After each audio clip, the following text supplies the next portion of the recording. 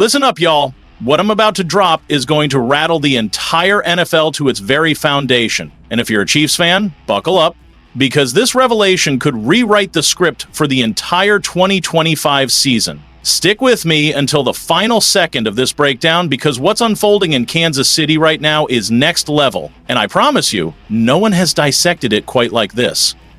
Drop a W in the comments if you're still riding for the Chiefs' championship reign, or drop an L if you think they're skating on thin ice. And don't forget to obliterate that like button and hit subscribe, because what we're about to uncover could define their entire destiny this year. Now let me tell you what's got me more fired up than a grill at Arrowhead in July.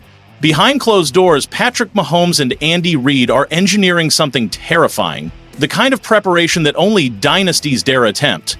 And I say that after years of watching this franchise evolve. Trust me, what they're building in that locker room, it's dangerous. For every single team in the league, here's what most people completely miss about championship caliber teams. They don't coast. They don't sit back and flex their rings.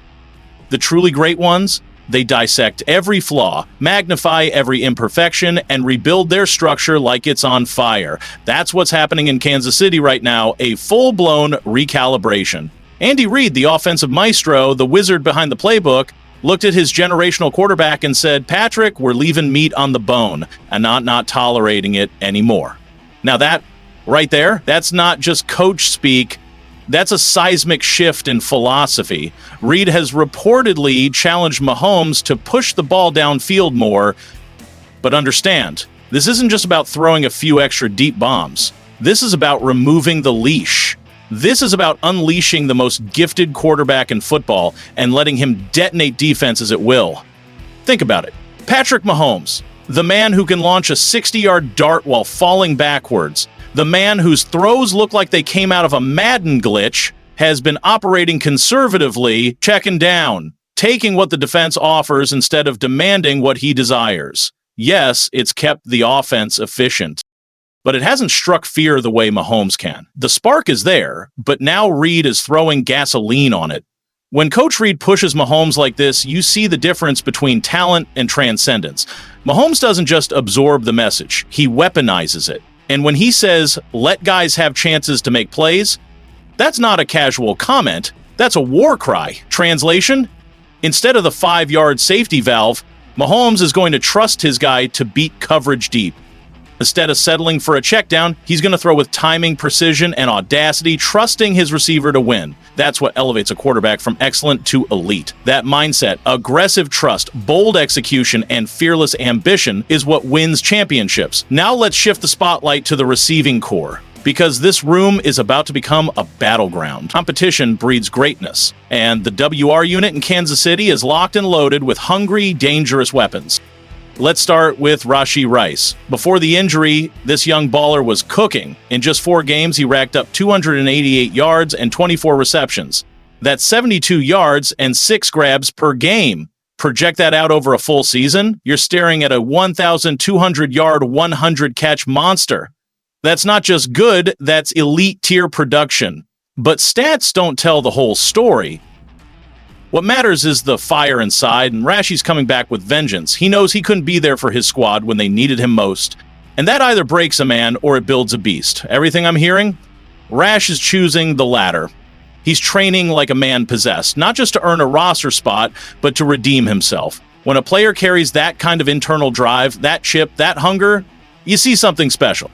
If Rice stays healthy and mentally locked in, Mahomes is going to have a do-it-all weapon, someone who can line up anywhere and carve up a defense. And then there's Xavier Worthy. Let me put it bluntly, speed kills. And this kid, he's got speed that makes defensive coordinators rethink their careers. This isn't just fast. It's Olympic caliber, GPS-breaking, nightmare-inducing speed. Worthy is entering his 2nd year, and what's scary is he's just scratching the surface of his potential.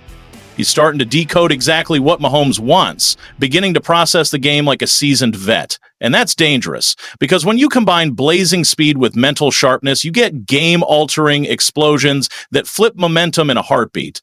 The beautiful thing about Xavier Worthy? He's not just a straight-line sprinter. He's got that instant acceleration, the kind that turns a 5-yard slant into a 60-yard home run, the kind of quick twitch movement that leaves linebackers spinning in circles on crossing routes. But the most exciting part? He's building chemistry with Mahomes. Emotional connection that takes a solid play and turns it into a highlight reel moment. Last season, you could see the light bulb flicker on. Those flashes where quarterback and receiver were synced. Same read, same instinct, same second. And when that becomes second nature, you don't just have a good receiver. You've got a defensive nightmare. But now let's get to the part that takes this from intriguing to electrifying. Hollywood Brown, a battle-tested veteran who's played with different QBs, adapted to different systems, and experienced every shade of NFL chaos. And yet, despite only playing in 2 regular season games last year, Kansas City brought him back. That alone speaks volumes. It means they believe, it means they see untapped value, and it means he's not done yet. Brown is at a pivotal crossroads, a moment of truth in his career. He knows this may be his last real opportunity to be part of something legendary. And when a vet hits that point, with legacy and pride on the line, that's when you see career-resurrecting performances. He brings something you simply can't coach: experience. He's faced elite defenses. He's made high-stakes plays in high-stress moments. He knows how to handle the fire when the game is on the line. And beyond the stats, Brown brings leadership, the kind that elevates a room. He's mentoring the young guns, teaching them how to prep, how to lock in, how to rise when the lights are brightest. That's invaluable championship DNA. Now, here's what's got me truly fired up: the competition. Rice, Worthy, Brown. 3 different styles, 3 different skill sets, 1 shared mission to earn Mahomes' trust and seize their moment. They're not just fighting for targets, they're fighting to be that guy when the game is on the line. And that kind of internal battle, it sharpens iron. Every rep in training camp is going to matter. Every route is being dissected. Every drop or catch could shift the pecking order. And when you've got that level of accountability, the bar rises for everyone. But this isn't just about who becomes WR1. This is about building a receiving core so deep, so versatile, so ruthless that defenses won't know where to turn. A unit with so many weapons, so many ways to burn you that coordinators can't sleep at night. Y'all better strap in, because what I'm about to reveal is going to send shockwaves through the entire NFL universe. This ain't your run-of-the-mill locker room chatter. This is championship-tier drama that's got me fired up and locked in. Stay with me until the very end, because I'm dropping some cold, hard truth that every single Chiefs fan needs to hear. Drop a W in the comments if you still believe in the kingdom. Drop an L if you think the dynasty is slipping. And don't forget to smash that subscribe button while you're at it. Now listen closely, because what we've got brewing in the NFL right now has more plot twists than a primetime thriller. And I'm here to break it all down for you, step by jaw-dropping step. See, I've been around this league long enough to know when somebody's blowing smoke. And right now, Miami is lighting up the sky with delusional fireworks. There's a certain wide receiver down in South Beach who's been flapping his gums like he's already got next year's Lombardi trophy sitting on his nightstand. Now, don't get me wrong, confidence is essential in this league. You need swagger to survive. But there's a fine line between confidence and full-blown delusion.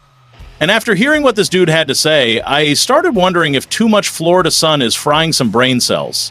Let me remind you all who we're talking about. The Kansas City Chiefs. Not just any football team, the reigning titans of the NFL. A dynasty built on excellence. 3 consecutive Super Bowl appearances, back-to-back titles, a blueprint for sustained dominance. This empire wasn't built on hype. It was forged through brilliant drafting, tactical free agency moves, and a championship culture that breeds winners. Since 2020, no team, let me repeat, no team has reached the mountaintop more consistently than Kansas City. While others flapped their jaws about greatness, the Chiefs were out there proving it week after week.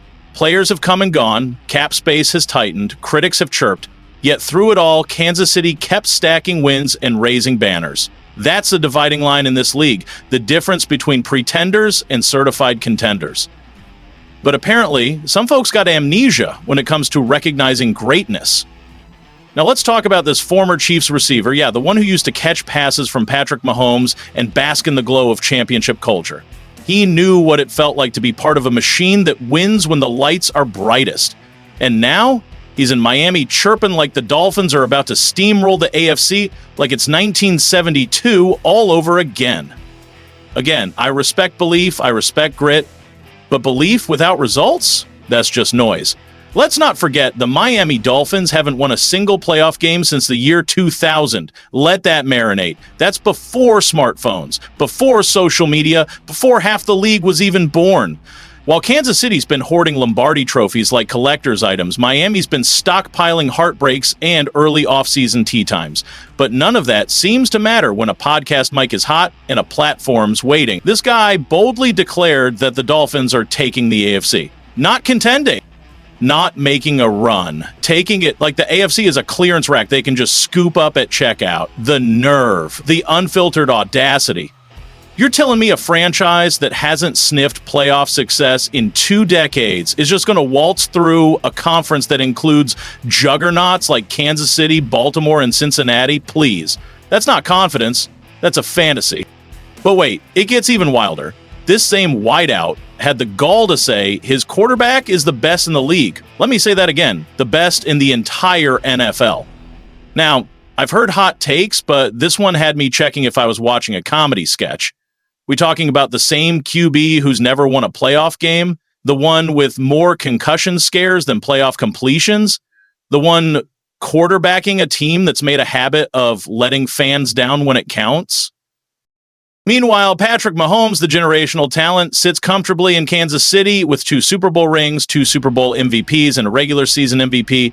He's redefining the quarterback position while others are still trying to get through Wild Card Weekend. But sure, South Beach Fantasyland says otherwise. What we're witnessing isn't just trash talk, it's a textbook case of emotional overcompensation. This receiver left greatness in Kansas City, and now he's trying to convince the world and himself that he somehow upgraded. It's like walking away from the Patriots during their dynasty and claiming the Jets are the next Super Bowl favorites. Let's be honest. This exposes a deeper flaw in the mindset of certain players today. There's a vast difference between bold belief and blinding delusion, between speaking like a champ and proving you're one. The Chiefs didn't become a dynasty on accident. They didn't trip into greatness. This was a masterclass in long-term vision, built by a front office that knows how to construct a roster, coached by a legend who's been orchestrating elite football for decades.